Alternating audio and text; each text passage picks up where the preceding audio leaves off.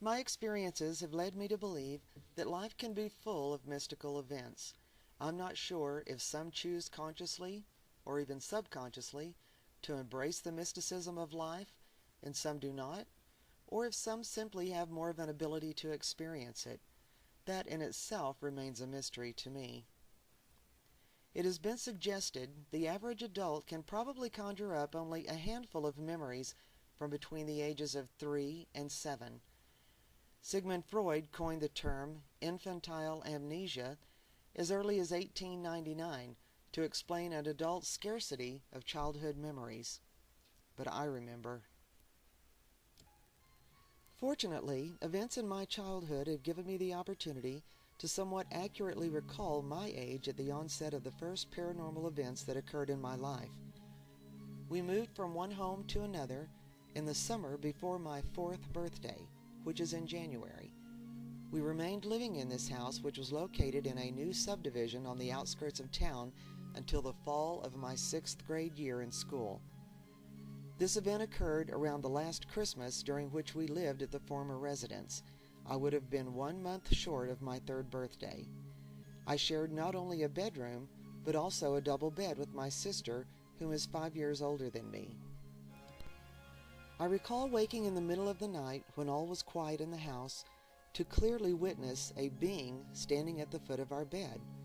Although the individual had an ethereal aura about him, I could see facial features clearly. I did not recognize this person as being anyone else in my family.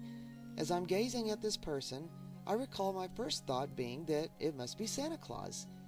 Then quickly realized he wasn't dressed like the Santa that were depicted on TV, or like the one my mother had taken us to visit at our local Sears store downtown. Who could this person be, and why was he here? Wednesday nights and Sunday mornings would find my entire family in attendance at the Baptist church my parents were members of. During Sunday school classes, I recall the teacher telling her young students about angels and how God sends them to earth to watch over and protect us. So there was my answer as to who this person was. He must be an angel. Feeling happy and secure, I went back to sleep. I didn't mention this to anyone afterwards, as, given what I'd been taught in Sunday school, it didn't seem as though it was an event that was out of place or unusual. An angel flew in, checked on us during the night. No big deal. It must happen all the time. As the next few years passed, I would recall several other occasions awaking to find this angel making random appearances in mine and my sister's bedroom at night. In this new house, we shared a bedroom, but had separate beds that were placed in an L shape in one of the corners of our room, the foot of my sister's bed being closest to the door, and my bed parallel to the opposite wall. I don't recall exactly how many times he appeared, but it was possibly more than a dozen times within the next 6 years or so. It wasn't long before it occurred to me that he wasn't watching us at all, but rather he appeared to be more intent on watching over my sister. As a matter of fact, he never seemed to notice that I was awake and watching him. This disappointed me to some extent. As more time passed, it also occurred to me that these appearances might not be as usual as I had first thought. My mother was going through a very large and old box of family photos, snapshots of vacations, and the ever-popular pictures of family members in their younger days sitting atop ponies belonging to the old traveling pony photographers that would show up in local neighborhoods during the 50s. Some of the family photos were 8.5 by 11s that had been taken at professional photography studios. As she pulled out one such photo to examine it, looking over her shoulder, I excitedly announced to her that I knew this man. She quickly corrected me and told me I had never met this man, and I could not have known him. Although I couldn't quite comprehend the connection, I knew this was the person that I had witnessed so many times through the past years in our bedroom in the night. I insisted again that I was sure I had seen him before, and was on the verge of explaining my sightings to her when my dear mother stopped me, and with a sadness in her eyes that I will never forget, explained to me that I could not have possibly met him because this person had died 2 years before I was born. It was on this day that I learned that my sister and older brothers were my half-sister and half-brothers.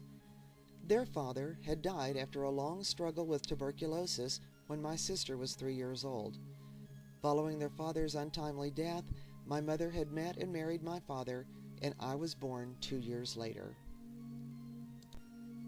I didn't go on to explain my sightings to my mother on that day, but rather managed to find a more decent time to tell her about these events in later years. Finally, knowing who this person was did, however, explain to me why he seemed to be watching over my sister while paying no attention to me. 2 mysteries solved at this point, yet another, more obvious mystery remained. Why was I being allowed to see him? In the middle of my 6th grade year, when I was 13 years old, my father moved our family to Oklahoma to begin a new job as an insurance office manager. My oldest brother, 18 years older than me, had long since joined the Navy, and my next to the oldest brother, 8 years older, had taken a job in Mineral Wells, Texas, so they did not join us in the move. My sister graduated at the end of that school year, met her future husband, and moved out of our house when they married.